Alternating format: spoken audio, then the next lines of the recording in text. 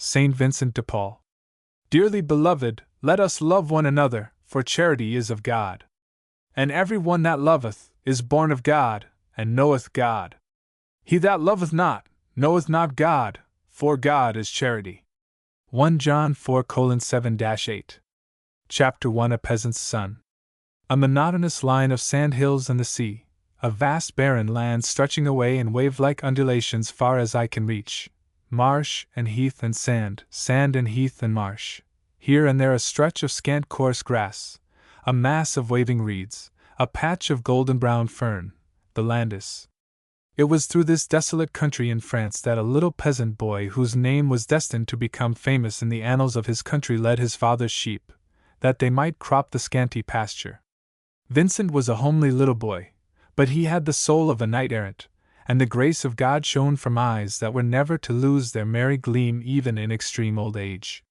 He was intelligent, too, so intelligent that the neighbors said that Jean de Paul was a fool to set such a boy to tend sheep when he had 3 other sons who would never be good for anything else.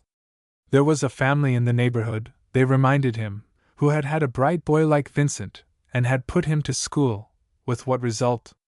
Why, he had taken orders and got a benefice, and was able to support his parents now that they were getting old, besides helping his brothers to get on in the world. It was well worthwhile pinching a little for such a result as that. Jean de Paul listened and drank in their arguments. It would be a fine thing to have a son a priest, perhaps, with luck, even a bishop, the family fortunes would be made forever. With a good deal of difficulty the necessary money was scraped together, and Vincent was sent to the Franciscan school at Dax, the nearest town. There the boy made such good use of his time that 4 years later, when he was only 16, he was engaged as tutor to the children of M. de Comet, a lawyer, who had taken a fancy to the clever, hard-working young scholar. At M. de Comet's suggestion, Vincent began to study for the priesthood, while continuing the education of his young charges to the satisfaction of everybody concerned. 5 years later he took minor orders and, feeling the need of further theological studies, set his heart on a university training and a degree. But life at a university costs money, however thrifty one may be, and although Jean de Paul sold a yoke of oxen to start his son on his career at Toulouse, at the end of a year Vincent was in difficulties. The only chance for a poor student like himself was a tutorship during the summer vacation, and here Vincent was lucky. The nobleman who engaged him was so delighted with the results that, when the vacation was over, he insisted on the young tutor taking his pupils back with him to Toulouse. There, while they attended the college, Vincent continued to direct their studies, with such success that several other noblemen confided their sons to him, and he was soon at the head of a small school. To carry on such an establishment, and to devote oneself to study at the same time was not the easiest of tasks. But Vincent was a hard and conscientious worker, and he seems to have had, even then, a strange gift of influencing others for good. For 7 years he continued this double task with thorough success, completed his course of theology, took his degree, and was ordained priest in the opening years of that 17th century which was to be so full of consequences both for France and for himself. Up to this time there had been nothing to distinguish Vincent from any other young student of his day. Those who knew him well respected him and loved him, and that was all. But with the priesthood came a change. From thenceforward he was to strike out a definite line of his own, a line that set him apart from the men of his time and faintly foreshadowed the Vincent of later days. The first Mass of a newly ordained priest was usually celebrated with a certain amount of pomp and ceremony. If a cleric wanted to obtain a good living, it was well to let people know that he was eligible for it. Humility was not a fashionable virtue. People were therefore not a little astonished when Vincent, flatly refusing to allow any outsiders to be present, said his first Mass in a lonely little chapel in a wood near Baget, beloved by him on account of its solitude and silence. There, entirely alone save for the acolyte and server required by the rubrics, and trembling at the thought of his own unworthiness, the newly made priest, celebrating the great sacrifice for the first time, offered himself for life and death to be the faithful servant of his Lord. So high were his ideals of what the priestly life should be that in his saintly old age he would often say that, were he not already a priest, he would never dare to become one. Vincent's old friend and patron, M. De Comet, was eager to do a good turn to the young cleric. He had plenty of influence, and succeeded in getting him named to the rectorship of the important parish of Thill, close to the town of Dax. This was a piece of good fortune which many would have envied, but it came to Vincent's ears that there was another claimant, who declared that the benefice had been promised to him in Rome. Rather than contest the matter in the law courts, Vincent gave up the rectorship and went back to Toulouse, where he continued to teach and to study. Some years later he was called suddenly to Bordeaux on business, and while there heard that an old lady of his acquaintance had left him all her property. This was welcome news, for Vincent was sadly in need of money, his journey to Bordeaux having cost more than he was able to pay. On returning to Toulouse, however, he found that the prospect was not so bright as he had been led to expect. The chief part of his inheritance consisted of a debt of 400 or 500 crowns owed to the old lady by a scoundrel who, as soon as he heard of her death, made off to Marseilles, thinking to escape without paying. He was enjoying life and congratulating himself on his cleverness when Vincent, to whom the sum was a little fortune, and who had determined to pursue his debtor, suddenly appeared on the scene. The thief was let off on the payment of 300 crowns, and Vincent, thinking that he had made not too bad a bargain, was preparing to return to Toulouse by road, the usual mode of traveling in those days, when a friend suggested that to go by sea was not only cheaper, but more agreeable. It was summer weather, the journey could be accomplished in one day, the sea was smooth, everything seemed favorable. The two friends set out together. A sea voyage in the 17th century was by no means like a sea voyage of the present day. There were no steamers, and vessels depended on a favorable wind or on hard rowing.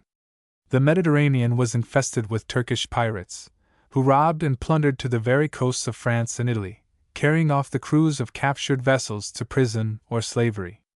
The day that the two friends had chosen for their journey was that of the great fair of Beaucaire, which was famous throughout Christendom. Ships were sailing backwards and forwards along the coast with cargoes of rich goods or the money for which they had been sold, and the Turkish pirates were on the lookout.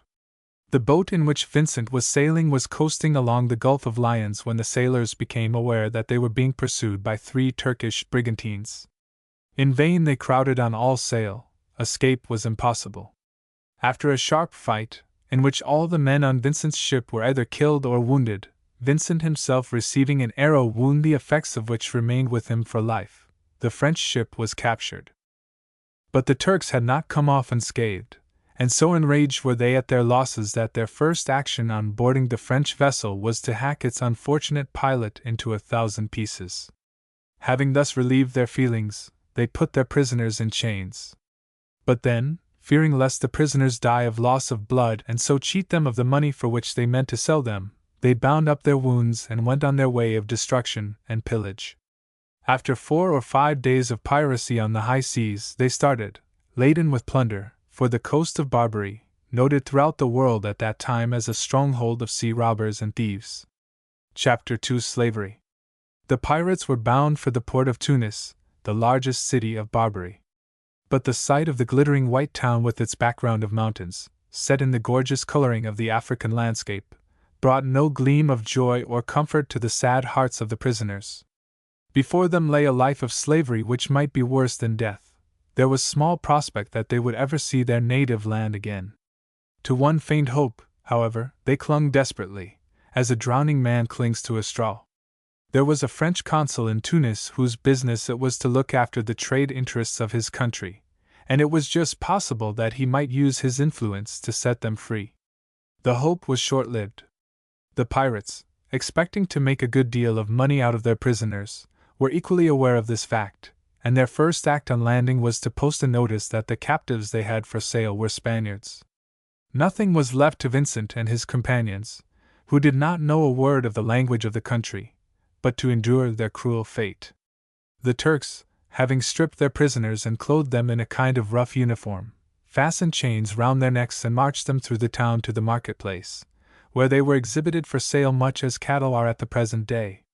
They were carefully inspected by the dealers, who looked at their teeth, felt their muscles, made them run and walk, with loads and without, to satisfy themselves that they were in good condition, and finally selected their victims. Vincent was bought by a fisherman who, finding that his new slave got hopelessly ill whenever they put out to sea, repented of his bargain and sold him to an alchemist. In the West, as well as in the East, there were still men who believed in the philosopher's stone and the elixir of life. By means of the still undiscovered stone, they hoped to change base metals into gold, while the equally undiscovered elixir was to prolong life indefinitely, and to make old people young. Vincent's master was an enthusiast in his profession, and kept 10 or 15 furnaces always burning in which to conduct his experiments. His slave, whose business it was to keep them alight, was kindly treated. The old man soon grew very fond of him, and would harangue him by the hour on the subject of metals and essences. His great desire was that Vincent should become a Mohammedan like himself, a desire which, needless to say, remained unfulfilled, in spite of the large sums of money he promised if his slave would only oblige him in this matter. The old alchemist, however, had a certain reputation in his own country. Having been sent for one day to the Sultan's court, he died on the way, leaving his slave to his nephew, who lost no time in getting rid of him. Vincent's next master was a Frenchman who had apostatized and was living as a Mohammedan on his farm in the mountains.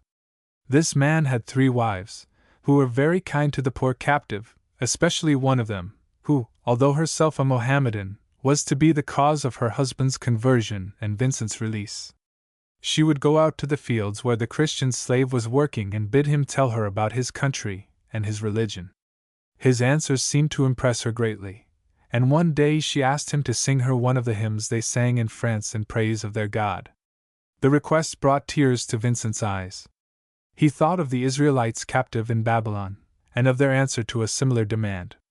With an aching heart he intoned the psalm, "By the waters of Babylon," while the woman, strangely impressed by the plaintive chant, listened attentively and, when he had ended, begged for more. The Salve Regina followed, and other songs of praise, after which she went home silent and thoughtful. That night she spoke to her husband. "I cannot understand," she said, "why you have given up a religion which is so good and holy. Your Christian slave has been telling me of your faith and of your God, and has sung songs in his praise. My heart was so full of joy while he sang that I do not believe I shall be so happy even in the paradise of my fathers." Her husband, whose conscience was not quite dead within him, listened silent and abashed. "Ah," she continued, "there is something wonderful in that religion." The woman's words bore fruit. All day long, as her husband went about his business, the remembrance of his lost faith was tugging at his heartstrings. Catching sight of Vincent digging in the fields, he went to him and bade him take courage. "At the first opportunity," he said, "I will escape with you to France." It was 9 long months before that opportunity came, for the Frenchman was in the Sultan's service and was not able to leave the country. At last, however, the 2 men, escaping together in a small boat, succeeded in reaching Avignon, and Vincent was free once more. Cardinal Montorio, the Pope's legate, was deeply interested in the 2 fugitives, and a few days later reconciled the apostate, now deeply repentant, to the Church. The Cardinal, who shortly afterwards returned to Rome, took Vincent with him, showing him great kindness and introducing him to several people of importance. The opinion they formed of him is shown by the fact that he was chosen not long after to go on a secret mission to the court of Henry IV, King of France. An interview, or rather several interviews, with a reigning monarch would have been considered in those days as a first-rate chance for anyone who had a spark of ambition. Nothing would have been easier than to put in a plea for a benefice or a bishopric. But Vincent, who was both humble and unselfish, had no thought of his own advancement. His only desire was to get his business over and to leave the court as quickly as possible. The question of how he was to live remaining still unanswered, he took a room in a house near one of the largest hospitals in Paris and devoted himself to the service of the sick and dying. But even the rent of the little room was more than he could afford to pay, and he was glad to share it with a companion. This was a judge from his own part of the country who was in Paris on account of a lawsuit and who, not being overburdened with money, offered to share the lodging and the rent. It was at this time that Vincent met Father, afterwards Cardinal, de Paul, one of the most holy and learned priests of his time, who was occupied at that moment in founding the French congregation of the Oratory, destined to do such good work for the clergy of France. De Paul was quick to recognize holiness and merit, and he and Vincent soon became fast friends. But it did not seem to be God's will that our hero should prosper in Paris. He fell ill, and one day while he was lying in bed waiting for some medicine which had been ordered, his companion went out, leaving the cupboard in which he kept his money unlocked. The chemist's assistant, arriving shortly afterwards with the medicine and opening the cupboard to get a glass for the patient, caught sight of the purse, slipped it into his pocket, and made off. No sooner had the judge returned than he went to the cupboard and discovered the theft. Turning furiously on the sick man, he accused him of having stolen his property, and overwhelmed him with insults and abuse. Vincent, unmoved by his threats, only answered gently that he had seen nothing of the money and did not know what had become of it, but his companion, refusing to listen to reason, rushed out and accused him to the police. This led to nothing, as neither witness nor proof could be brought forward by the judge, who, furious at the failure of his accusation, went about Paris denouncing Vincent as a thief. So determined was he to ruin the poor priest whose room he had shared that he obtained an introduction to Father de Paul for the express purpose of making Vincent's guilt known to him. As for the latter, he bore the affront in silence, making no attempt to justify himself beyond his first declaration that he was innocent. God knows the truth, he would reply to all accusations. The true thief was only discovered 6 months later. The chemist's assistant had fallen ill and was lying at the point of death at a hospital, when, repenting of his crime, he sent to implore forgiveness of the man he had robbed. The judge, stricken with remorse, wrote at once to Vincent, offering to come and ask his pardon on his knees for the wrong he had done him. Vincent was then living at the Oratory with Father de Paul, who had never doubted his innocence. He hastened to assure his old roommate that he desired no such apology, and begged him to say no more about the matter. Such was his treatment of the man who had done him so grievous an injury. It was during these years that Vincent de Paul had another strange experience in which he showed heroic courage and steadfastness. He made the acquaintance of a learned doctor of the Sorbonne who was so tormented with doubts against the faith that his reason was in danger. This man confided his distress to Vincent, who explained to him that a temptation to doubt does not constitute unbelief, and that as long as his will remained firm he was safe. It happens, however, that such temptations often cloud the reason, and Vincent's labors to restore the man's peace of mind were in vain. The priest, deeply moved at the sight of a soul in such danger, besought God for help, offering himself to bear the temptation in the doctor's place. It was the inspiration of a saint, and the prayer was granted. The man was instantly delivered from his doubts, which took possession of Vincent himself. The trial was long and painful. For several years this humble and fervent soul endured the agony of an incessant temptation to unbelief. But Vincent knew how to resist this most subtle snare of the evil one, and, although the anguish was continual, his will never wavered. Copying out the credo on a small sheet of parchment, he placed it over his heart, and his only answer to the fearful doubts that harassed him was to lay his hand upon it as he made his act of faith. To prevent himself from dwelling on such thoughts, he devoted himself more than ever to works of charity, spending himself in the service of the sick and poor and comforting others when he himself was often in greater need of comfort. One day, when the temptation was almost more than he could bear and he felt himself on the point of yielding, he made a vow to consecrate himself to Jesus Christ in the person of his poor. As he made the promise, the temptation vanished, and forever. His faith henceforward was a faith that had been tried and had conquered. Strong and firm as such a faith must be, it held him ready for all that God might send. Chapter 3: A Great Household. Vincent remained 2 years in the house of Father de Paul, in the hope of obtaining permanent work. The administration of a poor country parish was, he maintained, the only thing he was fit for, but de Paul thought otherwise.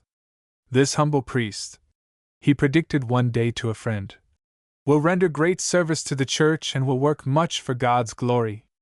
St. Francis de Sales, who made Vincent's acquaintance while he was with de Paul, was of the same opinion. He will be the holiest priest of his time, he said one day as he watched him. As for Vincent, He was completely won by the gentle serenity of St. Francis, and took him as model in his relations with others. "I am by nature a country clod," he would say in after years, "and if I had not met the Bishop of Geneva, I should have remained a bundle of thorns all my life." At last Vincent's desire seemed about to be fulfilled. A friend of de Barrel's, curé of the country parish of Clichy, near Paris, announced his intention of entering the oratory, and at de Barrel's request chose Vincent de Paul as his successor. Here, amidst his beloved poor, Vincent was completely happy. In him the sick and the infirm found a friend such as they had never dreamed of, and any son of poor parents who showed a vocation for the priesthood was taken into the presbytery, and taught by Vincent himself. The parish church, which was in great disrepair, was rebuilt, old, standing quarrels were made up, men who had not been to the sacraments for years came back to God. Such was the influence of the cure of Clichy that priests from the neighboring parishes came to learn the secret of his success, and to ask his advice. Vincent was looking forward to a life spent in earnest work among his people when a summons from Father de Barrel recalled him suddenly to Paris. Nothing less than the resignation of his beloved Clichy was now asked of him by this friend to whom he owed so much. One of the greatest noblemen of France, Messire de Gondi, Count of Joigny and General of the King's Galleys, was in need of a tutor for his children and had commissioned Father de Barrel to find him what he wanted. De Barrel decided at once that Vincent de Paul was the man for the position and that, as he was evidently destined to do great work for God, it would be to his advantage to have powerful and influential friends.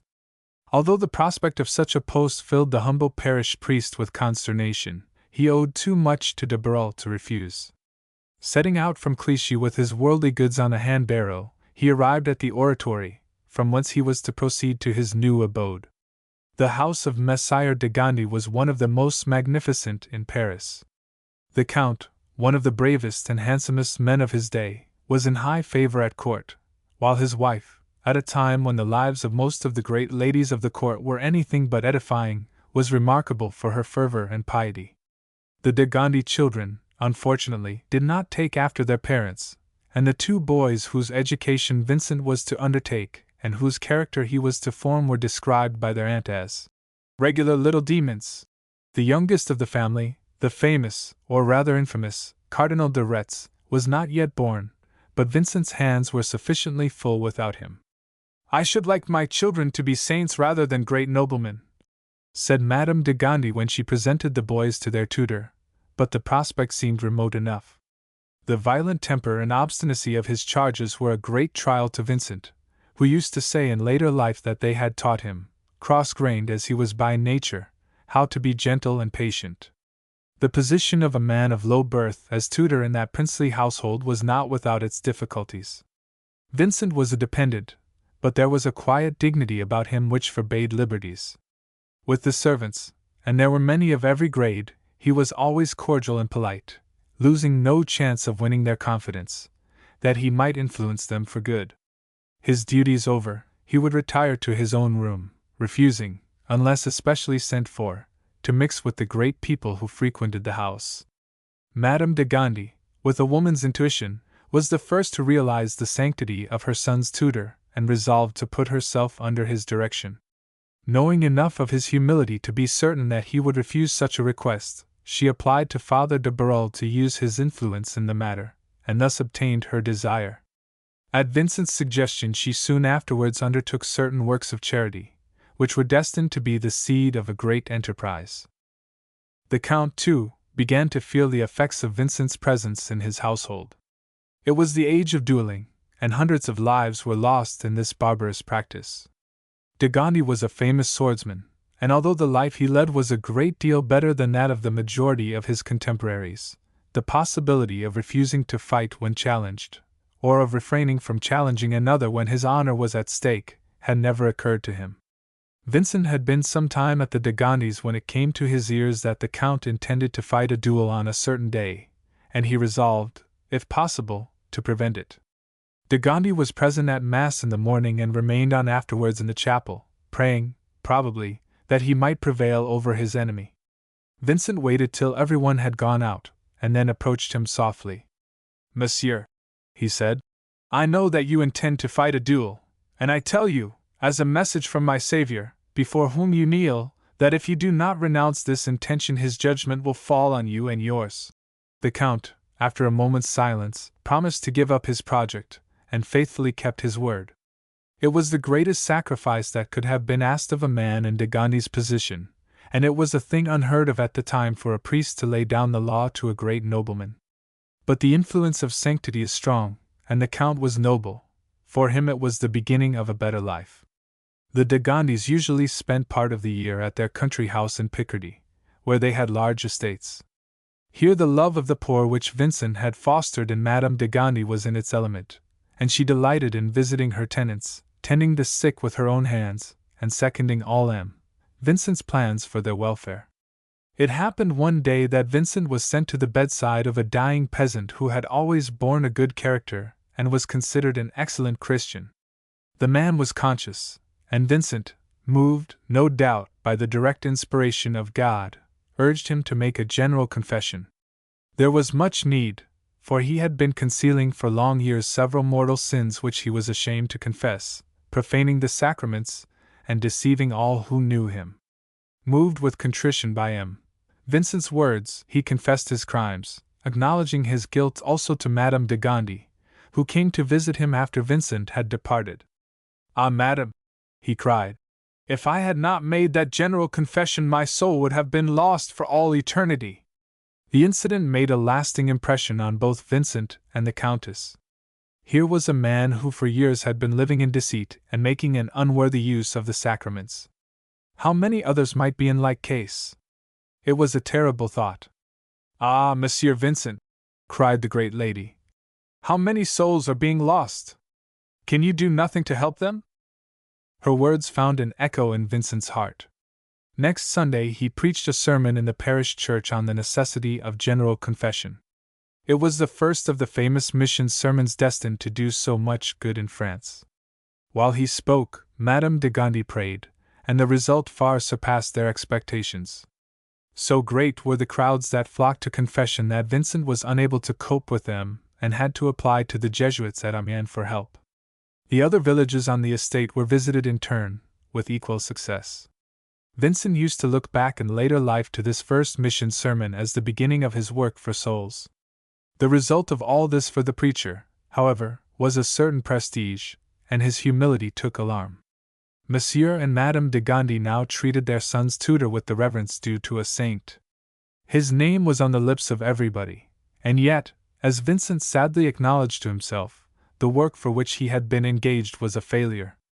The little demons were as headstrong and violent as ever. It was only on their parents that he had been able to make any impression. Fearful of being caught in the snare of worldly honors, he resolved to seek safety in flight. Father de Paul had sent him to the house of Monsieur de Gondy. To him did he appeal in his distress. His work as a tutor had been a failure, he told him. He could do nothing with his pupils, and he was receiving honor which he in no way deserved. He ended by begging to be allowed to work for the poor in some humble and lonely place, and de Paul decided to grant his wish. The country parish of Chatillon was in need of workers, was the answer. Let him go there and exercise his zeal for souls. The only remaining difficulty was to get away from the great house. Dreading the outcry that he knew would follow the announcement of his resolution, and the arguments that would be used against him, Vincent departed, declaring simply that personal affairs called him away from Paris. Only when he had been already established for some time in his new parish did it dawn on the de Gondys that his absence was not to be merely temporary. They were in desperation. Madame de Gondy did nothing but weep, while her husband applied to everyone whom he thought to have any influence with Vincent to persuade him to return. "If he has not the gift of teaching children," he wrote to a friend, "it does not matter. He shall have a tutor to work under him. He shall live exactly as he likes if he will only come back. Get de Paul to persuade him. I shall be a good man some day," ends this great nobleman pathetically. "If only he will stay with me." Chapter for the galleys. De Paul had certainly not exaggerated matters when he said that the parish of Chatillon-les-Dames was in need of earnest workers. Vincent looked about him and set to work at once. The first thing to be done was to clean out the church, which was in such a state of dirt and squalor that people had some excuse for not wishing to enter it. He then turned his attention to the clergy already there. They were ignorant and easy-going men, for the most part, who thought a good deal more of their own amusement than of the needs of their flock, but they were not bad at heart. Vincent's representations of what a priest's life ought to be astonished them at first and convinced them later, all the more so in that they saw in him the very ideal that he strove to set before them. There was no presbytery at Chatillon, and to the astonishment of everyone, Vincent hired a lodging in the house of a young gentleman who had the reputation of being one of the most riotous livers in the town. He was, moreover, half a heretic, and Vincent had been warned to have nothing to do with him. But the new rector had his own ideas on the subject, and the ill-assorted pair soon became very good friends. The change in the young man's mode of life was gradual. His first step was to be reconciled to the church, his second to begin to interest himself in the poor. Gradually his bad companions dropped away, until one day Chatillon suddenly awoke to the fact that this most rackety of individuals was taking life seriously, was, in fact, a changed man. The whole town was in a stir. Who was this priest who had so suddenly come among them, so self-forgetful, so simple, so unassuming, yet whose influence was so strong with all classes? It was a question that might well be asked in the light of what was yet to come. There lived near Chatillon a certain Count de Rougemont, a noted duellist, whose violence and immorality were the talk of the neighborhood. Having heard people speak of the wonderful eloquence of Vincent, this man came one day out of curiosity to hear him preach. Surprised and touched in spite of himself, he determined to make the preacher's acquaintance, and hastening into his presence, flung himself on his knees before him. "I am a wretch and a sinner," he cried. "But tell me what to do and I will do it." Raising him with gentle courtesy, Vincent bade him take courage, and spoke to him of all the good that a man of his position might do in the world. The Count, profoundly struck by the contrast between this man's life and his own, the one so powerful for good, and the other so strong for evil, vowed to mend his ways. And he kept his word. One by one he sold his estates to find the wherewithal for Vincent's schemes of charity, and he would have stripped himself of all that he had not Vincent himself forbidden it. His sword, which had served him in all his duels, and to which he was very much attached, he broke in pieces on a rock. His great chateau, the walls of which had rung to the sound of wild carousals, was now thrown open to the sick and the poor, whom the once dreaded Count insisted on serving with his own hands. He died the death of a saint a few years later, amid the blessings of all the people whom he had helped. The ladies of the parish, to whom before Vincent's arrival the hour of the Sunday Mass had seemed too long for God's service, and who had spent it chattering behind their fans, began also to realize that there was something in life besides selfish amusement. Some of them, moved by curiosity, went to see the new preacher, who, receiving them with his usual kindness and courtesy, drew a touching picture of the suffering and poverty that surrounded them and begged them to think sometimes of their less fortunate brothers and sisters. Two of the richest and most fashionable ladies of the district, touched by Vincent's words and example, gave themselves up entirely to the service of the poor, traveling about the country nursing the sick, and even risking their lives in the care of the plague-stricken. They were the forerunners of those Sisters of Charity, who were in after years to carry help and comfort among the poor of every country. One day, as Vincent was about to say Mass, one of these ladies begged him to speak to the congregation in favor of a poor family whose members were sick and starving. So successful was his appeal that when he himself went a few hours later to see what could be done, he found the road thronged with people carrying food and necessaries. This, Vincent at once realized, was not practical. There would be far too much today and nothing tomorrow. There was no want of charity, but it needed organization. Sending for the two ladies, he explained to them a scheme which he had thought out on his way home. Those who were ready to help the poor were to band themselves together, each in turn promising to provide a day's food for starving families. Thus was founded the first confraternity of the Ladies of Charity, who were to work in concert for the relief of their poorer brethren. The association was to be under the management of the cure of the parish, and every good woman might belong to it. Its members were to devote themselves to the service of the poor for the love of our Lord Jesus Christ, their patron. They were to tend the sick cheerfully and kindly, as they would their own children, not disdaining to minister to them with their own hands. The work developed quickly. Confraternities of charity were soon adopted in nearly all the parishes of France, and have since extended over the whole Christian world. The de Gondis, in the meantime, had discovered the place of Vincent's retreat, and had written him several letters, piteously urging him to return. They had succeeded in enlisting as their advocate a certain M. Dufresne, a friend of Vincent's, who had promised to plead their cause and who set about it with a shrewd common sense that was not without its effect. The work at Chatillon, he represented to Vincent, could be carried on by any good priest now that it had been set a-going, whereas in refusing to return to the de Gondis he was neglecting an opportunity for doing good on a very much larger scale. Helped by their money and their influence, not only their vast estates, but Paris itself, lay open to him as a field for his labors. Moreover, he had taken his own way in going to Chatillon. Was he sure that it was God's way? Vincent was humble enough to believe that he might be in the wrong. He consented to go to Paris to see M. de Paul and to allow himself to be guided by his advice. The result was a foregone conclusion, for the de Gondis had won over de Paul completely to their side. The next day Vincent returned to the Hôtel de Gondi, where he promised to remain during the lifetime of the Countess. Delighted to have him back at any price, Vincent's noble patrons asked for nothing better than to further all his schemes for the welfare of the poor and infirm. Confraternities of charity like that of Chatillon were established on all the de Gondi estates, Madame de Gondi herself setting the example of what a perfect lady of charity should be. Neither dirt, discourtesy nor risk of infection could discourage this earnest disciple of Vincent. In spite of weak health she gave freely of her time, her energy and her money. M. de Gondi was, as we have already seen, general of the king's galleys, or, as we should now say, admiral of the fleet. It was no easy post in days when the Mediterranean was infested with Turkish pirates, to whom the royal ships had to give frequent chase. But the general had distinguished himself more than once by his skill and courage at this difficult task.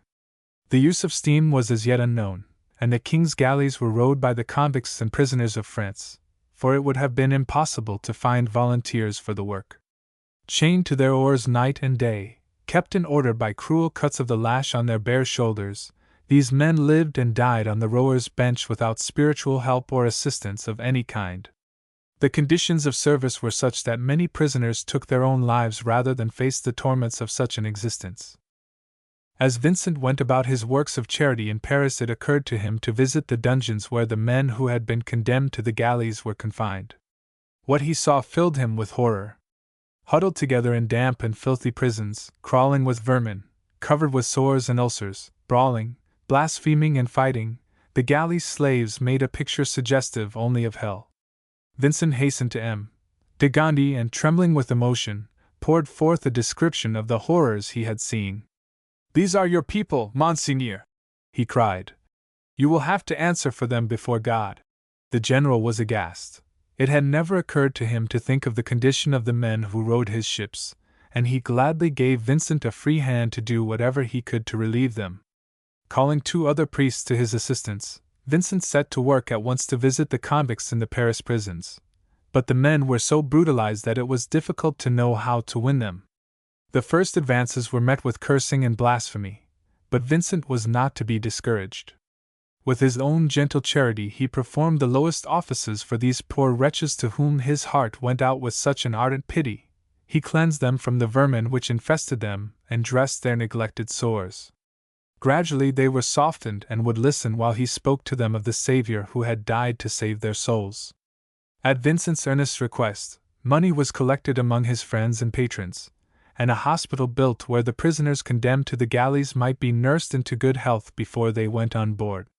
In due time the rumor of the good work that was being done reached the ears of Louis XIII, who promptly made Vincent de Paul almoner to the king's ships, with the honors and privileges of a naval officer and a salary of 600 livres. This enabled Vincent to carry his mission farther afield, and he determined to visit all the convict prisons in the seaport towns, taking Marseilles as his first station. Here, where the conditions were perhaps even worse than in Paris, Vincent met them in the same spirit and conquered by the same means. The fact that he had once been a slave himself gave him an insight into the sufferings of the galley slaves and a wonderful influence over them. Accustomed as they were to be looked upon as brutes, it was a new experience to be treated as if it were a privilege to be in their company. This strange new friend who went about among them, kissing their chains, sympathizing with their sufferings and attending to their lowest needs seemed to them like an angel from heaven. Even the most hardened could not resist such treatment. In the meantime, through the generosity of Vincent's friends, hospitals were being built and men and women were offering themselves to help in any capacity in this work of charity. Many of these earnest Christians gave their very lives for the galley slaves, for fevers, plague and contagious diseases of every kind raged in the filthy convict prisons, and many priests and lay helpers died of the infection. Yet other devoted workers were always found to take their place, and the work which Vincent had inaugurated thrived and prospered. Chapter 5 Mission Work. The incident which had given rise to Vincent's first mission at Folleville had never been forgotten by Madame de Gondy.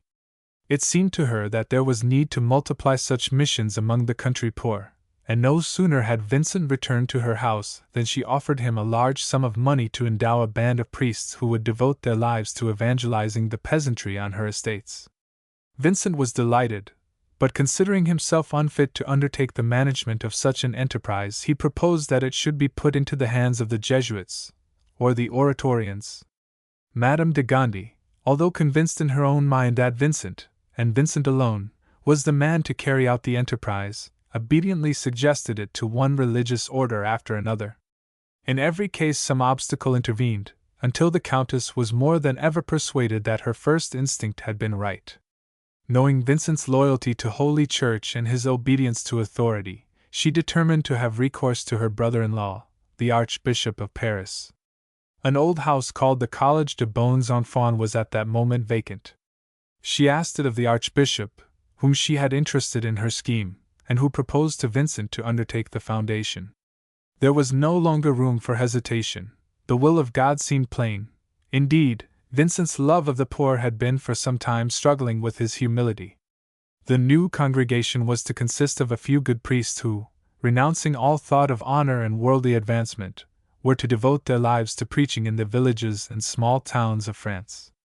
Their traveling expenses were to be paid from a common fund. They were to spend themselves in the service of their neighbor, instructing, catechizing, and exhorting, and they were to take nothing in return for their labors. 9 months of the year were to be given to this kind of work, the other 3 to prayer and preparation. In March, 1625, the foundation was made, and Vincent de Paul was named the first superior. It was stipulated, however, that he should remain, as he had already promised, in the house of the founders, a condition which seemed likely to doom the enterprise to failure. Vincent could hardly fail to realize how necessary it was that the superior of a new congregation should be in residence in his own house, but he confided the little company to God and awaited the development of events. The solution was altogether unexpected. 2 months after the signing of the contract of foundation, Madame de Gondy was taken suddenly ill, and she died a few days later. Her broken-hearted husband not only consented to Vincent's residence in the Collège de Bons Enfants, but shortly afterwards, leaving that world where he had shone so brilliantly, he himself became a postulant at the oratory. The beginnings of the new congregation were humble enough. Its members were 3 in number: Vincent, his friend M. Portail, and a poor priest who had lately joined them. Before setting out on their mission journeys, they used to give the key of the house to a neighbor. But as there was nothing in it to steal, there was little cause for anxiety. In the course of their travels, other priests, realizing the greatness of the work, asked to be enrolled in the little company. Its growth, nevertheless, was slow. 10 years after the foundation, the congregation only numbered 33 members. But Vincent had no desire that it should be otherwise. In 1652 it was recognized by Pope Urban VIII under the name of the Congregation of the Mission. Vincent lavished the greatest care on the training of his priests. They were to be simple and frank in their relations with the poor, modest in manner, friendly and easy of access. "Our sermons must go straight to the point," he would say, "so that the humblest of our hearers may understand, Our language must be clear and unaffected. The love of virtue and the hatred of evil were the points to be insisted on. The people were to be shown where virtue lay and how to attain it. For fine sermons, Vincent had the greatest contempt. He would use his merry wit to make fun of the pompous preachers whose only thought was to impress their audience with an idea of their own eloquence. "Of what good is a display of rhetoric?" he would ask. "Who is the better for it? It serves no purpose but self-advertisement." The mission priests did good wherever they went.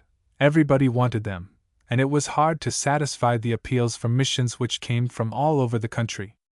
In due time the congregation outgrew the College de Bons Enfants, and was transferred to a large Augustinian priory which had originally been a leper hospital, and still bore the name of St. Lazare.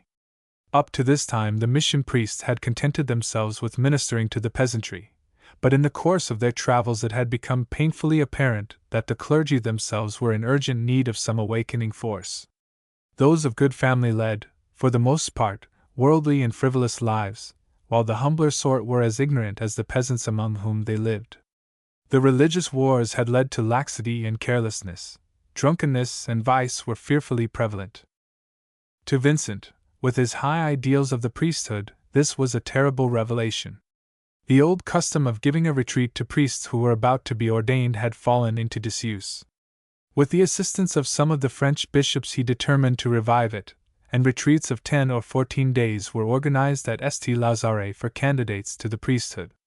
Here, in an atmosphere of prayer and recollection, those who were about to be ordained had every opportunity of realizing the greatness of the step that they were taking and of making resolutions for their future lives.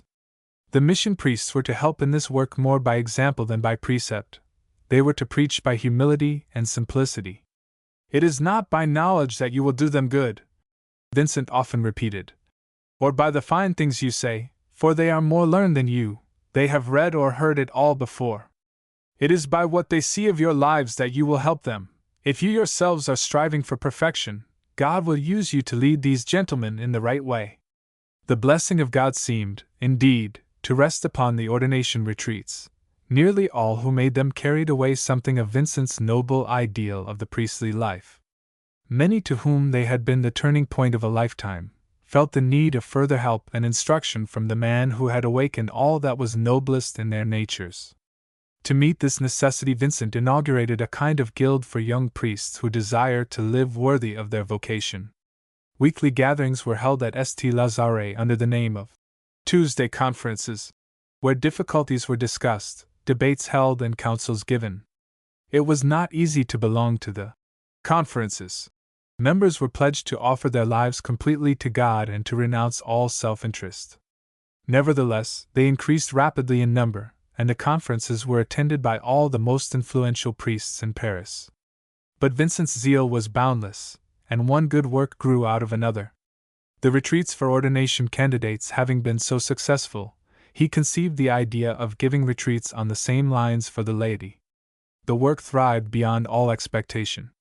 All were admitted without exception, noblemen and beggars, young men and old, the learned and the ignorant, priests and laymen. St. Lazare at such times, Vincent once said, was like Noah's Ark. Every kind of creature was to be found in it.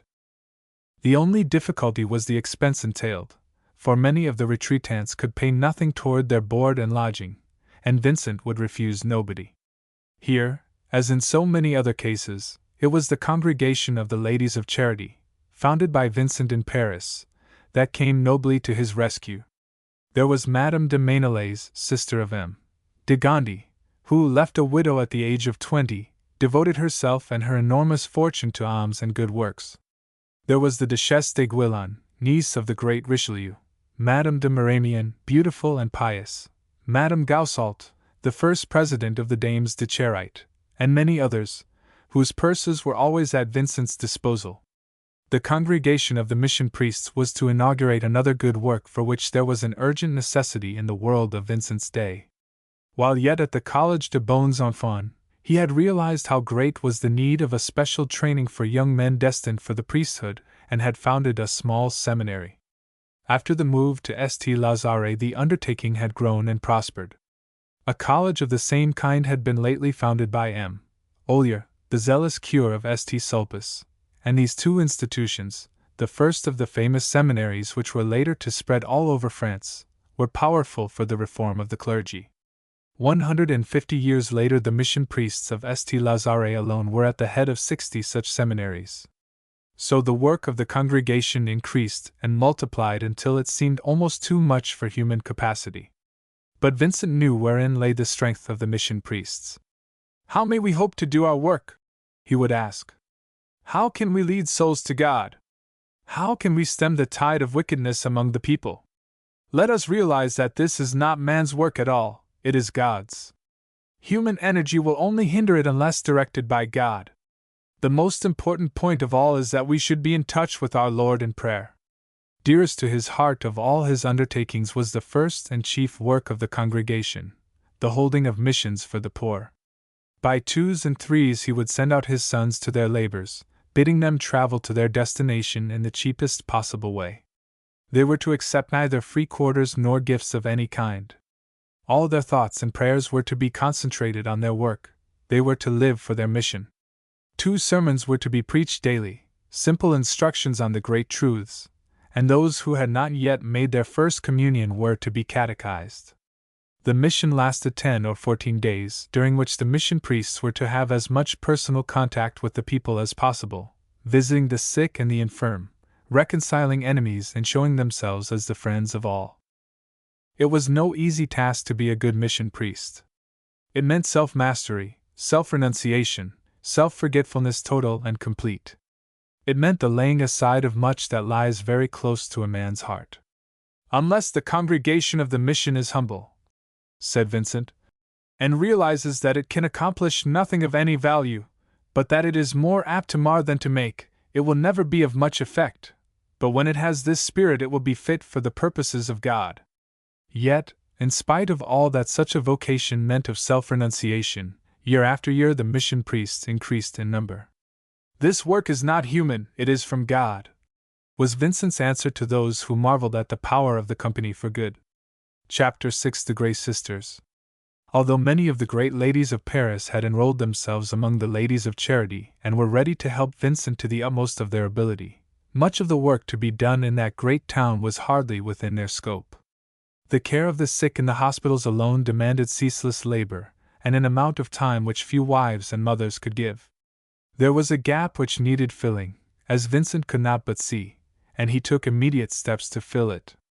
The instrument he required lay close to his hand in the person of Louise Legras, a widow lady who had devoted her life to the service of the poor. She had gathered in her house a few young working women from the country to help her in her labors. These were the people needed to step in where the Ladies of Charity fell short. A larger house was taken on the outskirts of Paris. Good country girls who were ready to give their services without payment were encouraged to devote themselves to the work, and Louise Legras, with all the enthusiasm of her unselfish nature, set to work to train the little company to efficiency. Of one thing this holy woman was absolutely convinced: unless the motive with which the work was undertaken was supernatural, either perseverance nor success could be expected. "It is of little use for us to run about the streets with bowls of soup," she would say, "if we do not make the love of God the object of our effort. If we let go of the thought that the poor are His members, our love for them will soon grow cold." To pray, to labor, and to obey was to be the whole duty of the members of the little sisterhood. The strength of their influence was to be the fact that it was Christ to whom they ministered in the person of His poor. To many of these girls, rough and ignorant as they were for the most part, life in a great town was full of dangers. Such work as theirs could only be adequately done by women whose lives were consecrated to God, who were prepared to spend themselves without stint or measure in His service. "If you aspire to perfection, you must learn to die to self," was the teaching of their foundress. Louise Legras was a soul of prayer, and she knew that more was needed than fervent philanthropy and a heart full of pity to give the sisters courage for the lives they had undertaken to lead. Uncloistered nuns were at that time a thing unheard of, and in the first days of the little company the sisters were often greeted with insults when they appeared in the streets. In Vincent's own words, they were a community who had no monastery but the houses of the sick, no cells but a lodging of the poorest room, no cloisters but the streets, no grill but the fear of God, and no veil but their own modesty. Their life was hard. They rose at 4, their food was of the plainest description, they spent their days in an unhealthy atmosphere and were habitually overworked. The life of a true sister of charity needed to be rooted and nourished in the love of God, and no one realized it more completely than Vincent himself. In his weekly conferences, when they met together at St. Lazare, he would set before them the ideals of their vocation, bidding them above all things to be humble and simple. "You see, my sisters," he would say to them, "you are only rough country girls, brought up like myself to keep the flocks." He understood their temptations and knew their weaknesses, but the standard was never to be lowered. "The daughters of charity must go wherever they are needed," he said, "but this obligation exposes them to many temptations, and therefore they have special need of strictness. They were never to pay a visit unless it was part of their work, they were never to receive one, they were not to stand talking in the street unless it was absolutely necessary, they were never to go out without leave." "What?" Vincent makes them say in one of his conferences. "Do you ask me to be my own enemy, to be forever denying myself, to do everything I have no wish to do, to destroy self altogether?" "Yes, my sisters," he answers. "And unless you do so, you will be slipping back in the way of righteousness." Their lives were of necessity full of temptations, and only in this spirit could they resist them.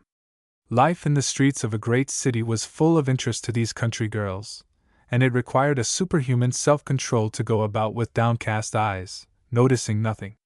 At the weekly conference one of the sisters acknowledged that if she passed a troupe of mountebanks or a peep show, the desire to look was so strong upon her that she could only resist it by pressing her crucifix to her heart and repeating, "O Jesus, thou art worth it all." One day Vincent appeared among them in great joy. He had just met a gentleman in the street, who had said to him, "Monsieur, today I saw 2 of your daughters carrying food to the sick, and so great was the modesty of one of them that she never even raised her eyes." It was many years before he would allow the sisters, however great their desire, to bind themselves by vows to the service of Christ in his poor. When at last the permission was given, the formula of the vows, which were taken for 1 year only, ran thus: "I, the undersigned, in the presence of God, renew the promises of my baptism, and make the vow of poverty, of chastity, and of obedience to the Venerable Superior General of the Priests of the Mission in the company of the Sisters of Charity, that I may bind myself all this year to the service, bodily and spiritual, of the poor and sick our masters.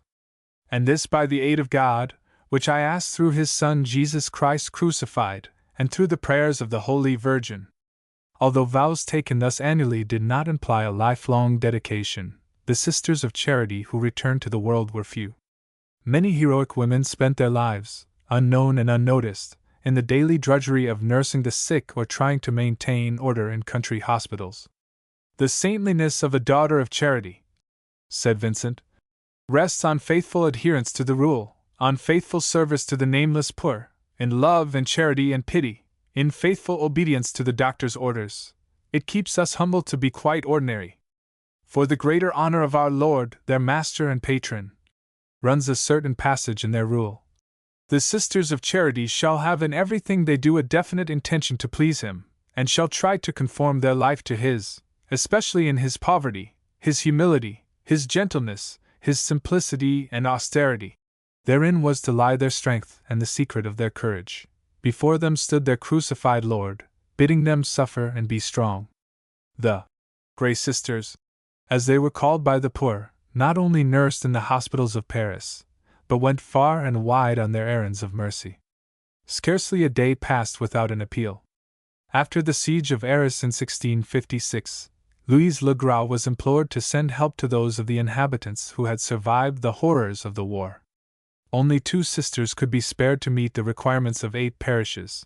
Dirt, disease, and famine reigned supreme. Yet one of them, writing to her superior to tell her that the other had been obliged to stop working from sheer exhaustion, says, "I have never heard a word of complaint from her lips or seen anything in her face but perfect content." A little later the sisters were sent for to nurse the wounded soldiers in the hospitals of Calais.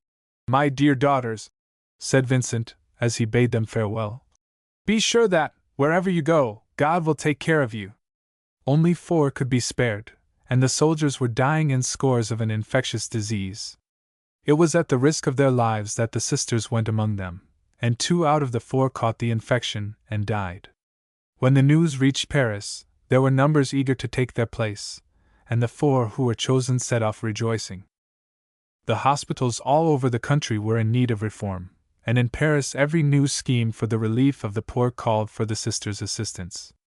In the hospital at Marseilles they were tending the convicts. When the home for the aged poor was instituted, it was under their government. The foundling hospital was in their hands.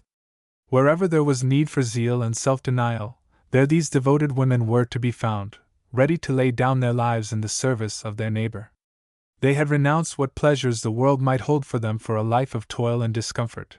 Their sacrifice was hidden. They lived and died unnoticed. "We have no knowledge of our way except that we follow Jesus," writes the mother and foundress of the company. "Always working and always suffering. He could never have led us unless his own resolve had taken him as far as death on the cross." In 1641 the Sisters of Charity had taken up a fresh work, one which lay very close to Vincent's heart, the teaching of little children. It should be, he told them, as much a part of their vocation as the care of the poor and the sick, and they were to spare no pains to give these little creatures the solid Christian teaching which nothing can replace. As the years went on, many ladies of noble birth enrolled themselves in the company, working side by side with their humbler sisters in the relief of every kind of misery.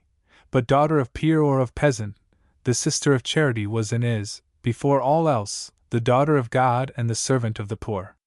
Louise Le Gras rejoiced one day when she heard that one of the sisters had been severely beaten by a patient, and had borne it without a murmur. She, their superior, and a woman of gentle birth, led the way in that humility which was their strength. She had been trained by Vincent De Paul and had learned from a living model. Chapter 7 The Foundlings. Vincent was passing one day through the streets of Paris on one of his errands of mercy when he saw a beggar mutilating a newborn baby in order to expose it to the public as an object of pity.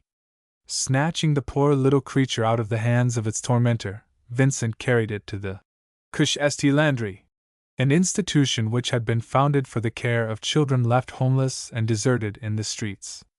The state of things in that household filled him with horror. The couche was managed by a widow, who, helped by 2 servants, received about 400 children within the year. These unfortunate little creatures, in a state of semi-starvation and utter neglect, were crowded together into 2 filthy holes, where the greater number died of pestilence. Of those who survived, some were drugged with laudanum to silence their cries, while others were put an end to by any other method that suggested itself to the wretched women into whose hands they had fallen. The sight of the couche was one that could not fail to rouse any mother's heart to indignation. Vincent took 1 or 2 of the ladies of charity to the place, and let them judge for themselves. The result was a resolve to rescue the little victims at any cost. It was not difficult to get possession of the babies. Their inhuman guardians were in the habit of selling them for the modest sum of 1 franc each to anyone who would take them off their hands. But the cost of maintenance was a more serious matter. A house was taken near the Collège de Bons Enfants, and 12 of the miserable little victims were ransomed and installed there under the care of Louise Le Gras and the Sisters of Charity. But this was only a beginning. The work appealed all the more strongly to the ladies of charity for the reason that most of the babies were unbaptized. It was a question of saving souls as well as bodies, and every effort was made to empty the couche. The ladies, often at the cost of real self-denial, gave every penny they could afford. Louis XIII and his queen, and of Austria, contributed liberally. In 10 years' time Vincent's institution had grown to such an extent that it was able to open its doors to all the foundlings in Paris. 4,000 children had been adopted and cared for, and the numbers were still increasing. Finances had been stretched to the breaking point. There came a moment when it seemed impossible to meet the expenses any longer. The 30 Years' War was raging, and the eastern provinces of France, which had served as a battlefield for the nations, were reduced to the utmost misery. There were many other claims on the purses of the ladies of charity. The time had come when it looked as if there was nothing to be done but sorrowfully give up an undertaking that was altogether beyond their power. But the very thought of such a possibility nearly broke Vincent's heart. He determined to make one last effort, and gathering the ladies together, laid the case before them in all simplicity. "I ask of you to say only one word," he said to them. "Will you go on with the work or no? You are perfectly free, you are bound by no promise. Yet, before you decide, reflect for one moment on what you have done, and what you are doing. Your loving care has preserved the lives of a very great number of children, who without your help would have been lost in time as well as eternity, for these innocent creatures have learned to know and serve God as soon as they were able to speak. Some of them are beginning to work and to be self-supporting. Does not so good a beginning promise yet better results? Ladies, it was pity and charity that moved you to adopt these little ones as your children. You were their mothers by grace when their mothers by nature had deserted them. Are you going to abandon them now? If you cease to be their mothers, you become their judges. Their lives are in your hands. I will now ask you to give your votes. It is time for you to give sentence, and to make up your minds that you have no longer any mercy to spare for them. If in your charity you continue to take care of them, they will live. If not, they will certainly die. It is impossible to deny what your own experience must tell you is true." Vincent paused. His voice was trembling with emotion. He was answered by the tears of the assembly. It was decided that at any cost the Foundling Hospital must be supported. The work was saved. The practical question of expenses, however, remained yet to be faced, and although the king increased his subscription, the funds were still insufficient. But the ladies made still greater sacrifices. The Sisters of Charity limited themselves to 1 meal a day, and Vincent, who had already reduced himself to the direst poverty, strained every nerve to help. The Foundling Hospital was thus kept going until some years after Vincent's death, when the state took over the responsibility, and the work ceased to depend on voluntary support. Of all the good works on which he had spent himself, this was the one, it is said, that appealed to him the most strongly. He knew every baby in the Foundling Hospital by name. The death of any one of them caused him a very real sorrow, and he would appear among them at the most unexpected hours. Their innocence and happiness rejoiced him, and he delighted in watching their pretty baby ways. At the sight of his kind, homely face, they would gather round him, clinging to his hands or his cassock, certain of a smile or a caress. He came across much that was neither innocent nor attractive in his dealings with the world. He was one who never judged harshly, and who could always see in man, however depraved, the image of his Maker. Yet the innocence and purity of his own soul found their best solace in the company of these little creatures whom he had rescued from a double death. They were his recreation in the moments of depression which all who work for the welfare of mankind must experience, and which are more intense in proportion as the zeal is stronger. He was blamed one day, when the difficulty of providing for the foundlings was at its height, for having spent upon them alms destined for the support of the mission. "Ah," he cried, "do you think our Lord will be less good to us because we put the welfare of these poor children before our own? Since that merciful Savior said to his disciples, 'Suffer the little children to come unto me,' can we who wish to follow him reject these babies when they come to us?" But if the foundlings had a large share of Vincent's heart, it was great enough for all who were in suffering or distress. The misery in the provinces of Lorraine and Picardy was hardly to be described. The people were literally dying of hunger. The ladies of charity had at first come nobly to the rescue, but the Foundling Hospital was now absorbing all their funds. They could do no more. Then Vincent conceived the idea of printing leaflets describing the sufferings of the people, and what was being done to help them by the mission priests. These were sold at the church doors, in the public squares and in the streets, and people bought them with such avidity that Vincent soon realized a steady little income. In days when there were no such things as newspapers, regular tidings from the provinces were as welcome as they were unexpected. "God showered such blessings on the work," says Vincent, "that the greater number of those who read these narratives opened their hands for the relief of the poor." The next step was to institute in all the regions where famine was prevalent public soup kitchens, where nourishing soup, made at the lowest possible cost, was portioned out among the poor. Vincent himself gave minute directions for its making, prescribing the ingredients so that the greatest number of people might be maintained at the least expense. In many places laid waste by fire and sword, the dead remained unburied for days or even weeks. Heaps of filth and garbage were left to rot at the doors of houses and in the streets. Pestilence and fever reigned supreme. Here, again, the priests of the mission and the sisters of charity devoted themselves to the work that no one else would do. Organizing themselves into bands, they went about burying the dead, nursing the sick and cleansing the streets, many of them dying of the pestilence. It was very necessary, moreover, to take steps to bring back some kind of prosperity to the devastated country. Seeds and grain were distributed among the peasants, who were encouraged to cultivate the land and taught the best methods of doing so. All these different undertakings were carried out with the regularity and practical common sense that were characteristic of the sons of St. Vincent de Paul, accustomed as they were to brave hardship and danger without a thought of their own safety. If their superior asked much of others, he himself set the example in generosity. It was said of him that he never could keep anything for his own use, either clothes or money. Everything that came into his hands went straight to the poor. There were days at St. Lazare when it seemed uncertain where the daily bread was to come from, or whether it was to come at all. But Vincent put his trust in God, who never failed him, and he gave while there was anything to give. Several times, while he was organizing relief for the eastern provinces, his heart almost failed him at the magnitude of the work he had undertaken, and it was at one of these moments that he dared to face the terrible Richelieu, to demand peace in the name of the suffering people. "Monseigneur!" he cried, appearing before the great cardinal with tears streaming down his cheeks. "Give us peace! Have pity on France and give us peace!" Richelieu's heart was certainly none of the softest, but even he seems to have been touched by this earnest appeal. At all events, he showed no anger. "I wish for peace," he declared, "and I am taking means to procure it, but it does not depend on me alone," and he dismissed Vincent with an unwonted urbanity. His was not the only hard nature that was softened by contact with St. Vincent de Paul. The love of this man for his fellow men was infectious, for it was born of his love for Christ. Chapter 8 At Court.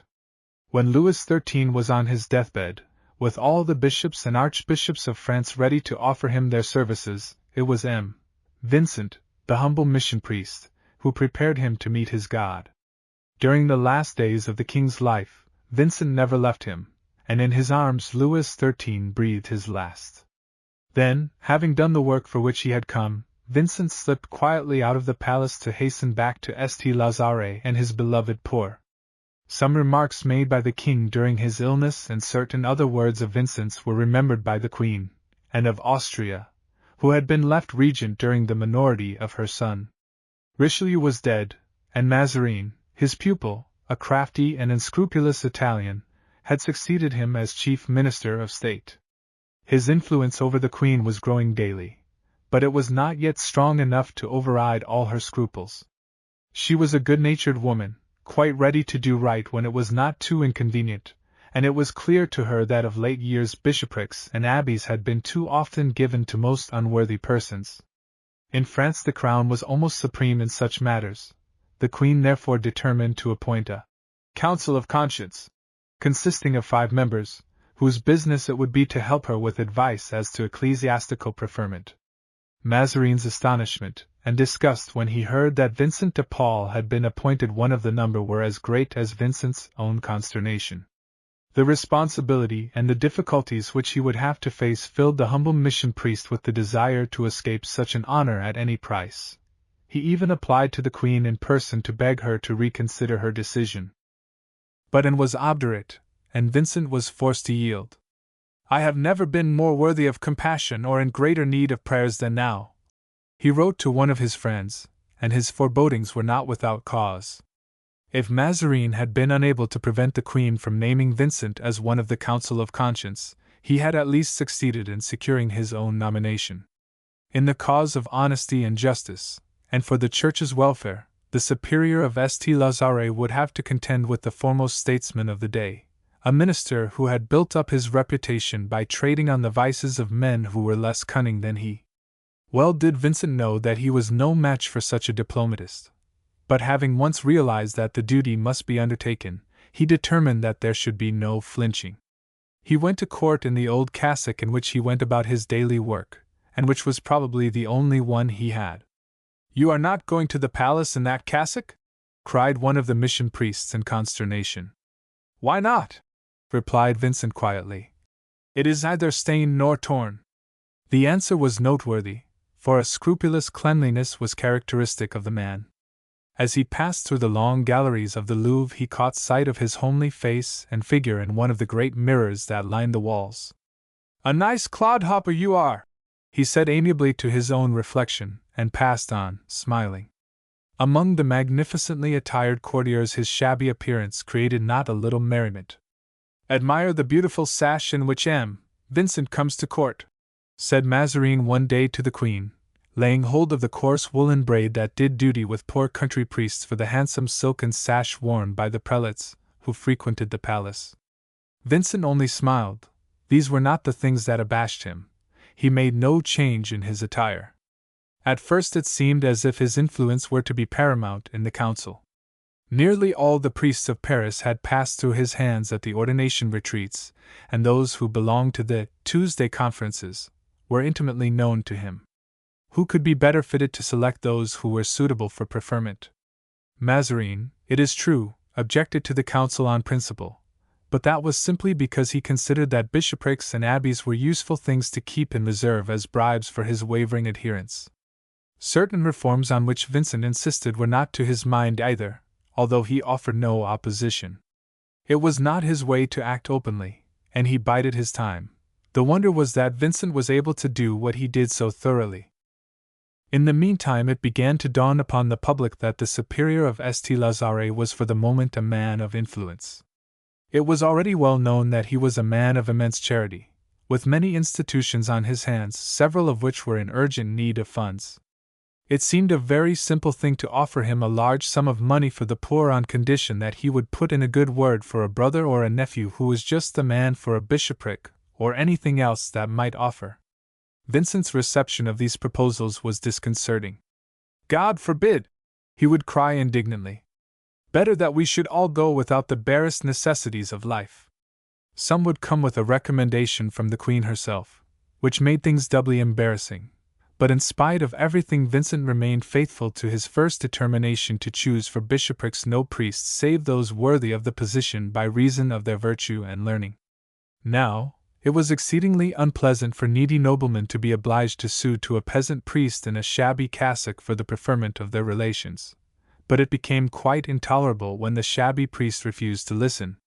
"You are an old lunatic," said a young man who had been refused a benefice through Vincent's agency. "You are quite right," was the only answer, accompanied by a good-natured smile. Another day, a gentleman who had come to recommend his son for a bishopric was so angry when Vincent explained that he did not see his way to grant his request that he answered the impertinent peasant with a blow. Vincent, without the slightest allusion to this treatment, quietly escorted him downstairs and saw him into his carriage. Insulted another day in public by a magistrate whose interests he had refused to forward, the superior of St. Lazare made the noble answer: "Sir, I am sure that you try to acquit yourself worthily in your office. You must allow me the same freedom of action in mine." But Vincent's strangest adventure was with a court lady of high rank, a certain duchess in the household of the Queen. Catching her royal mistress in an unguarded moment, this lady succeeded in inducing the Queen to promise the bishopric of Poitiers to her son, a young man of very bad character. The Queen's courage, however, failed her at the prospect of breaking the news to Vincent, and she commissioned the Duchess to let him know of the appointment. Off went the great lady to St. Lazare, and flouncing into the superior's presence, haughtily declared her errand. Vincent, aghast, begged her to sit down and talk the matter over, but Madame declined curtly. She was in a great hurry, she replied. The Queen had spoken. There was nothing more to be said. She would be obliged if he would make out the deed of nomination and take it to Her Majesty to sign. What was to be done? To resist would only provoke. Submission seemed the wisest, if not the only course. Next morning at an early hour Vincent made his appearance at the palace with a roll of paper in his hand and was shown into the Queen's presence. "Oh," said Her Majesty, not without some embarrassment, You have brought me the nomination of the Bishop of Poitiers. Without a word, Vincent handed her the roll, which she proceeded to unfold. Why, she cried, what is this? It is blank. The form is not drawn up at all. If your Majesty's mind is made up, said Vincent quietly, I must beg you to write down your wishes yourself. It is a responsibility which my conscience forbids me to take. Then, noticing the hesitation of the Queen, Madam, he said hotly, this man whom you intend to make a bishop spends his life in public houses and is carried home drunk every night. That his family should want to get him out of Paris is not surprising, but I ask you if an episcopal see is a fitting retreat for such a person. Convinced by Vincent's vehement presentation of the facts of the case, the Queen consented to revoke the nomination, but she openly confessed to him that she had not courage to face the Duchess. Suppose you go and make my peace with her, she said pleasantly, dispatching the unfortunate Vincent on this very disagreeable errand. He was shown into the lady's presence, and carried out his mission with the greatest possible tact, but the Duchess could not control her fury. Seizing a heavy stool, she flung it at the head of the unwelcome messenger, who bowed and retired from the house with the blood streaming from a wound in his forehead. The brother who had accompanied him, and who was waiting in the antechamber, justly indignant, begged to be allowed to give the great lady a piece of his mind. Come on, said Vincent. Our business lies in another direction. Is it not strange, he said, smiling, a few moments later, as he tried to staunch the blood with his handkerchief, to what lengths the affection of a mother for her son will go? Such incidents did not pass unnoticed by Mazarin, who looked with jealous eyes on Vincent's influence with the Queen. As time went on, he resolved at any cost to rid the court of the presence of this man, whose simple, straightforward conduct baffled the wily and defeated their plans. But an attempt to get him ejected from the council met with such stormy opposition that the Prime Minister determined to change his tactics. There was no man whom he revered or admired so much as Vincent, he declared enthusiastically, no one who was of such use in the Council of Conscience. But the summoning of the council rested with Mazarin, and the intervals between its meetings became longer and longer. And of Austria's sudden spurt of energy, she was a thoroughly indolent woman by nature, began to die out as she became accustomed to her new responsibilities. She was only too glad to leave all matters of state to a man who declared that his only desire was to save her worry and trouble.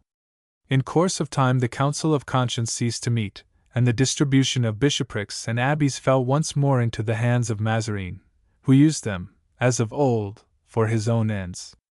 Vincent de Paul, in bitter grief and sorrow, was forced to witness an abuse that he had no longer any power to check. I fear, he wrote in after years to a friend, that this detestable barter of bishoprics will bring down the curse of God upon the country. A few years later, when civil war, pestilence, and famine were devastating France, and Jansenism was going far to substitute despair for hope in the hearts of men, his words were remembered. Chapter 9: The Jansenists. While Vincent de Paul was striving, by charity and patience, to renew all things in Christ, the Jansenists were busy spreading their dangerous doctrines. When the Abbé de St. Cyr, the apostle of Jansenism in France, first came to Paris, Vincent, like many other holy men, was taken in by the apparent piety and austerity of his life.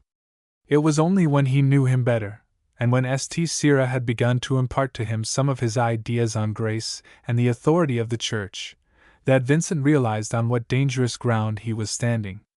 So called from their founder, Cornelius Jansen, Bishop of Utrecht, who died, however, before his heresy had been condemned. He said to me one day, wrote the saint long afterwards to one of his mission priests, that it was God's intention to destroy the Church as it is now, and that all who labor to uphold it are working against his will. And when I told him that these were the statements made by heretics such as Calvin, he replied that Calvin had not been altogether in the wrong, but that he had not known how to make a good defense. After such a statement as that, there could be no longer question of friendship between Vincent and St. Cyr, although the latter, anxious not to break with a man who was held in such universal esteem as Vincent de Paul, tried to persuade him that he, St. Cyr, was really in the right, justifying himself in the elusive language which was more characteristic of the Jansenists than the frank declaration he had just made. Vincent, however, was too honest and straightforward, too loyal a son of the Church, to be deceived. Realizing fully the danger of such opinions, he soon became one of the most vigorous opponents of the Jansenists, who, indeed, soon had cause to look upon Vincent as one of the most powerful of their enemies. But although he hated the heresy with all the strength of his upright soul, Vincent's charitable heart went out in pity to those who were infected with its taint, and it was with compassion rather than indignation that he would speak of St. Cyra and his adherents. Not until they had been definitely condemned by the Church did he cease his efforts to win them from their errors, efforts which were received, for the most part, in a spirit of vindictive bitterness. The teaching of the Jansenists, like that of most other heretics, had begun by being fairly plausible. The necessity of reform among the clergy had come home to them forcibly, as it had to Vincent himself. The Jansenists' lives were austere and mortified. The book which contained their heretical doctrines, the Augustinus of Jansenius, was read by only a few, and these mostly scholars. That the sacraments should be treated with the greatest respect and approached only by those who were fit to approach them seemed at first sight a very reverent and very proper maxim. Many people of holy lives took up this teaching enthusiastically, among them some of Vincent's own mission priests. When Antoine Arnauld, the youngest of the famous family which did so much to further Jansenism, published his book Frequent Communion, which might more truly have been called _in_Frequent Communion, it was received with delight and eagerly read. That Vincent clearly saw the danger is shown by one of his letters to a member of the Jansenist company who had written protesting against the attitude that St. Lazare was taking in the matter. Your last letter says that we have done wrong in going against public opinion concerning the book Frequent Communion and the teaching of Jansenius. It is true that there are only too many who misuse this divine sacrament. I myself am the most guilty, and I beg you to pray that God may pardon me. You say also that as Jansenius read all the works of St. Augustine 10 times, and his treatises on grace 30 times, the mission priest cannot safely question his opinions. To which I reply that those who wish to establish new doctrines are always learned and always study deeply the authors of which they make use. But that does not prevent them from falling into error, and we shall have no excuse for sharing in their opinions in defiance of the censure of their doctrine. The letter was answered by a second protest in favor of Arnauld's book, which was met by Vincent with equal energy. It may be, as you say, he writes, that certain people in France and Italy have drawn benefit from the book, but for 100 to whom it has been useful in teaching more reverence in approaching the sacrament, 10,000 have been driven away. For my part, I tell you that if I paid the same attention to M. Arnauld's book as you do, I should give up both Mass and Communion from a sense of humility, and I should be in terror of the sacrament, regarding it, in the spirit of the book, as a snare of Satan and as poison to the souls of those who receive it under the usual conditions approved by the Church. Moreover, if we confine ourselves only to what he says of the perfect disposition without which one should not go to communion, is there anyone on earth who has such a high idea of his own virtue as to think himself worthy? Such an opinion seems to be held by M. Arnauld alone, who, having made the necessary conditions so difficult that St. Paul himself might have feared to approach, does not hesitate to tell us repeatedly that he says Mass daily. It is evident that so cold and narrow a teaching could not but be repugnant to a man of Vincent's breadth and charity. The monstrous heresy held by the Jansenists that Christ did not die for all men, but for the favored few alone, filled him with a burning indignation. No one could have deplored more than he did the unworthy use of the sacraments, but he held firmly to the truth that they had been instituted by a loving Savior, as man's greatest strength and as a protection against temptation and sin. And he was not going to believe that he who had been called the friend of sinners and had eaten and drunk in their company would exact from men as a condition of approaching him a perfection that they could never hope to attain without him. Indeed, the chief aim of the company of mission priests was to draw the people to the sacraments as to the great source of grace, and it seemed to Vincent that the means taken by the Jansenists to destroy certain evils were very much more dangerous than the evils themselves. It was better, according to his opinion, even at the risk of abuse, to make the reconciliation of a sinner to his God too easy rather than too hard. The rule of the mission priests lays down that one of the principal points of our mission is to inspire others to receive the sacraments of penance and of the Eucharist frequently and worthily. The teaching of the Jansenists sought, on the contrary, to inspire such awe of the sacraments that neither priests nor people would dare to approach them save at very rare intervals. It was the great mass of the people, poor, simple, and suffering, those children of God whom Vincent loved and in whose service the whole of his life had been spent, whose salvation was in danger. It was against them that the Jansenists were shutting the doors of salvation. Is it any wonder that Vincent De Paul fought against them as only men of strong conviction can fight, with heart and soul aglow in the battle? Compared with this, all other evils were light. His business was to relieve suffering, to comfort sorrow, but above all to help men to save their souls. There could be no yielding, no compromise with error. Rightly, therefore, did the Jansenists see in Vincent de Paul the most dangerous of their enemies, and it was not surprising that both during his life and after his death they hated him and assailed him with abuse. He was insincere, treacherous, a coward, they declared. They spoke of the great betrayal, they held him up to ridicule as an ignorant peasant, but Vincent went quietly on his way. The question, "What will people say?" did not exist for him. He simply did his duty as it was made clear to him by God and his own conscience. It was hard to fight against such uncompromising honesty as his, and more than once the man whose ignorance the Jansenists had ridiculed tore their specious arguments to tatters with the weapon of his strong common sense. Nevertheless, the dangers of Jansenism were a continual anxiety to Vincent, and there were other sorrows no less poignant to be borne. Foreign missions had been established in Africa and Madagascar, and in the latter station no less than 27 mission priests had lost their lives. Some, it is true, had died the martyr's death, but the work had not prospered. It was difficult to get news from far countries in those days, and there were often such long intervals between the death of one priest and the arrival of another that any good that had been done was lost. "There is nothing on earth that I desire so much as to go as your companion in the place of M. Gondry," wrote Vincent to one who was just about to set forth on this dangerous mission, but the darker side of the picture is not left untouched. "You will need the strongest courage," he writes. "You will need faith as great as that of Abraham." The Madagascar mission was, humanly speaking, a failure. The natives were hostile, the missionaries not sufficiently numerous.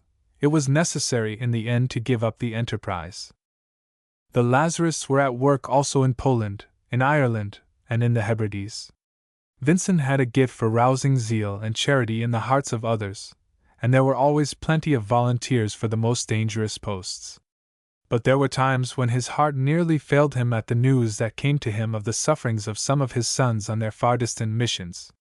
There were times when apparent failure weighed him down with sorrow, and the death of young mission priests who had given their lives for the salvation of their fellow men caused a grief almost too heavy to be borne. But Vincent knew how far high failure overtops the bounds of low success. He could afford to leave his work and theirs in the hands of God. He had done what he could, and God asks no more of any man. Chapter 10 Troubles in Paris. The Parliament at last took up the matter. Men went about the streets of Paris shouting, "Down with Mazarin!" A revolution was feared, and the Queen, with her young son, fled to St-Germain. The royal troops in the meantime, under Condé, were blockading Paris. The rebellion known as the Fronde had begun. Vincent de Paul was in a difficult position. His sympathies were wholly with the suffering people, but, although it had long ceased to meet, he was still a member of the Council of Conscience, and owed allegiance to the royal party. What would become of the poor in Paris if the town were reduced to famine? This was the thought that was uppermost in his mind. On the other hand, he had always insisted that the congregation of the mission should in no way mix itself up with politics. The life of its members was to be a hidden life of prayer and labor for souls.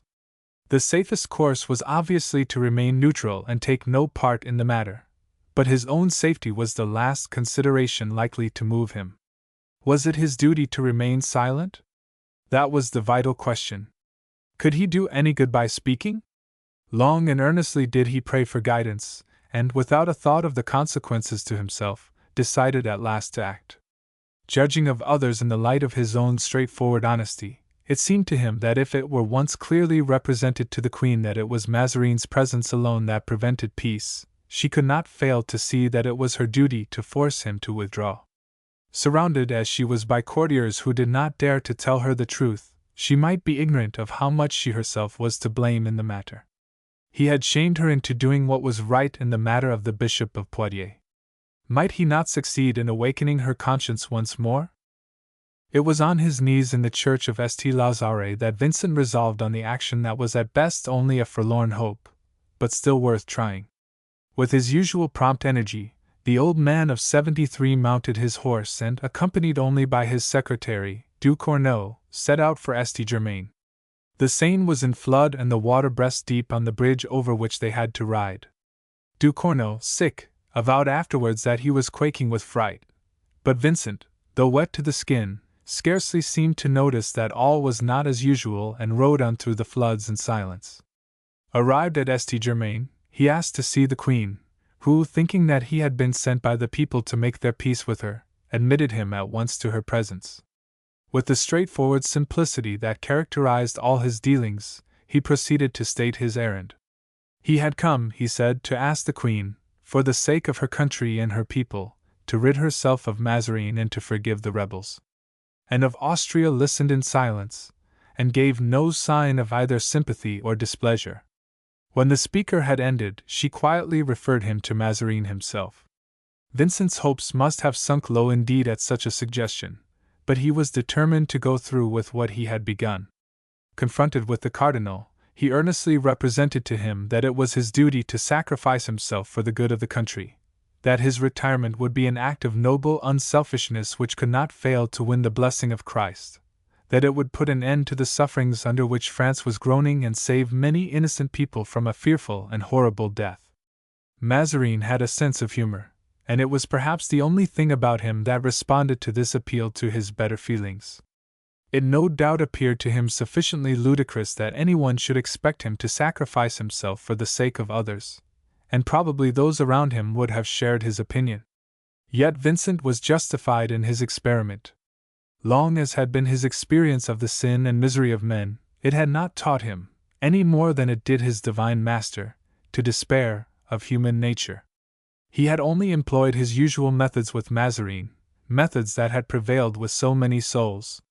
He had appealed to the desire for good which he believed lay hidden in the heart of every man, no matter how deeply it might be buried under the refuse of a wasted life. He had appealed and failed.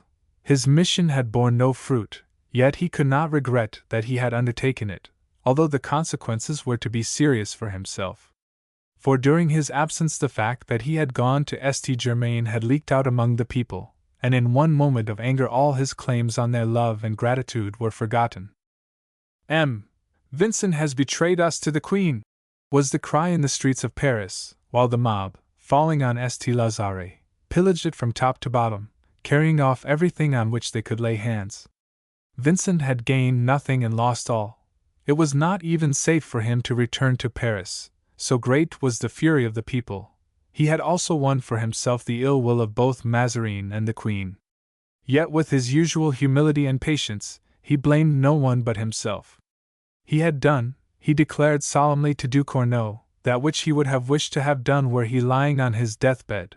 That he had failed was due solely and entirely to his own unworthiness. And now, since it was better for every reason that he should not return to Paris, he determined to undertake a visitation of the congregation of the mission priests and sisters of charity in every center where they were working in France. In spite of his weariness and his 73 years, he set forth on his journey, riding the old horse that was kept to carry him now that he could no longer travel on foot. The suffering and misery that he witnessed, the horrors of famine and of war, only seemed to redouble his zeal to win the souls of men for their Maker. He knew the purifying force of suffering borne for God. He knew also the danger of despair. These poor creatures must be taught at any cost to lift their hearts to God, to bear their anguish patiently, to remember amid what agonies the Son of God had given his life for them. Wherever he went, His burning words and heroic example infused new life and courage into the hearts of his sons and daughters in Christ, who, in the life of abnegation they had undertaken, had often good reason for despondency. Traveling in these lawless times was both difficult and dangerous, for the country roads were infested with robbers, but Vincent had no fear. He was seldom free from illness, which was sometimes increased by the privations he had to undergo, but he traveled on without resting.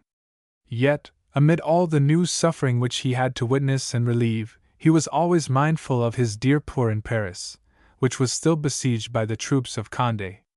He had obtained a promise from the Queen during their last interview to let grain be taken into the town to feed the starving inhabitants, but she had not had sufficient energy to see that it was carried out. The people were beginning to realize what they had lost in Vincent and to suspect that they had misjudged him. Hunger at last forced them to make terms with the royal party, although the hated Mazarin was still supreme, and the Queen and her young son re-entered Paris in triumph.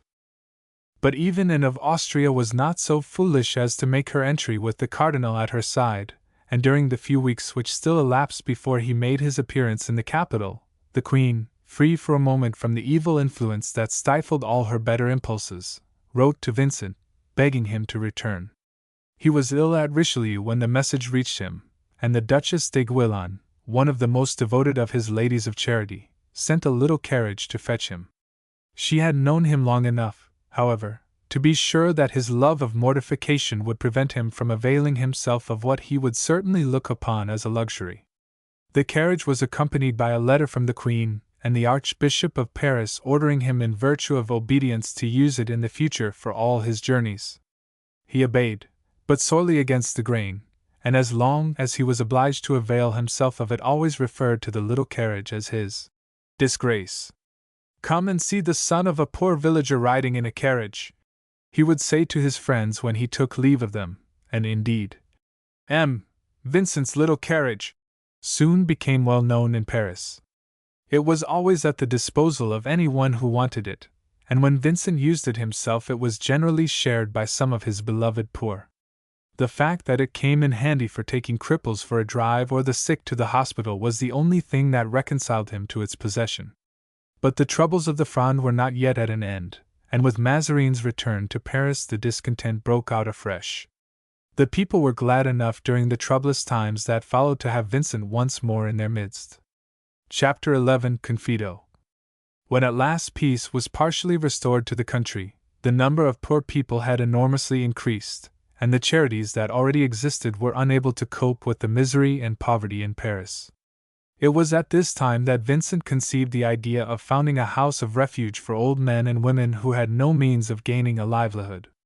The foundation was placed in the charge of the Sisters of Charity. Work was provided for those who were able to do it. The proceeds went to keep up the establishment.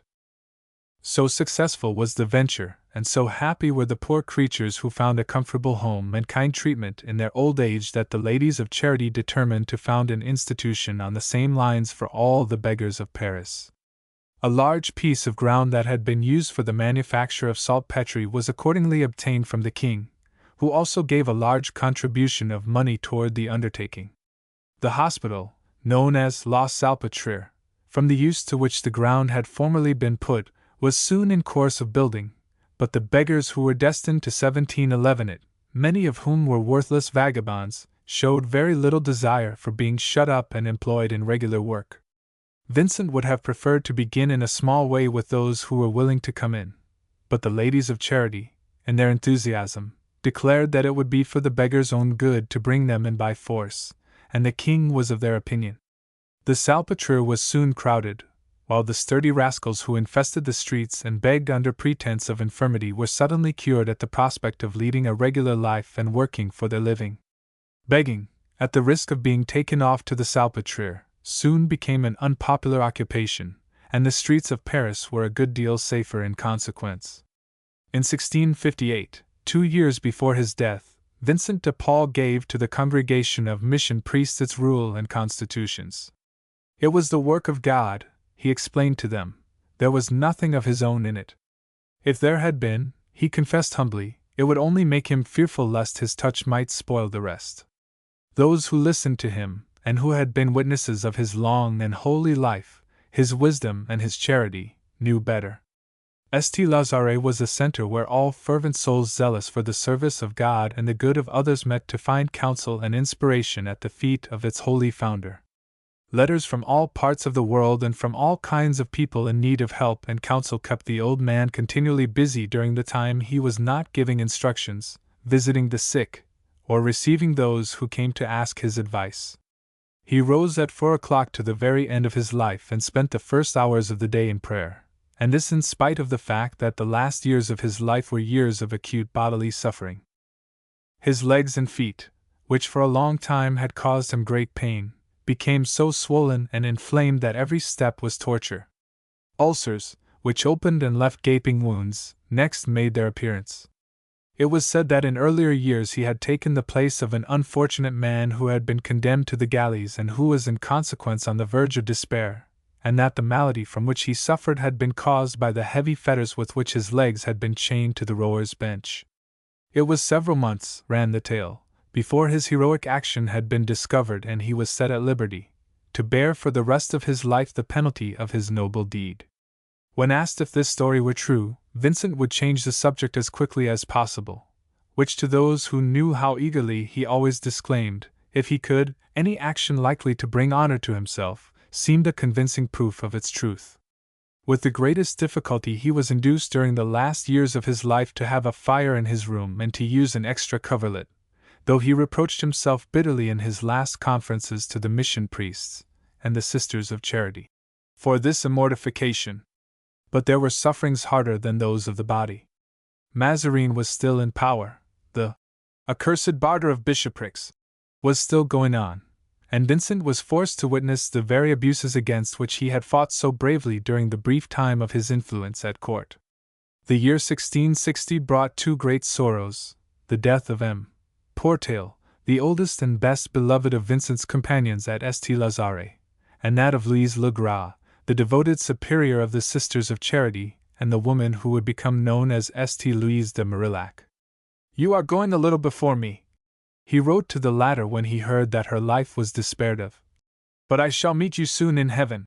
He was unable to go to her, for he could scarcely walk and was racked with fever.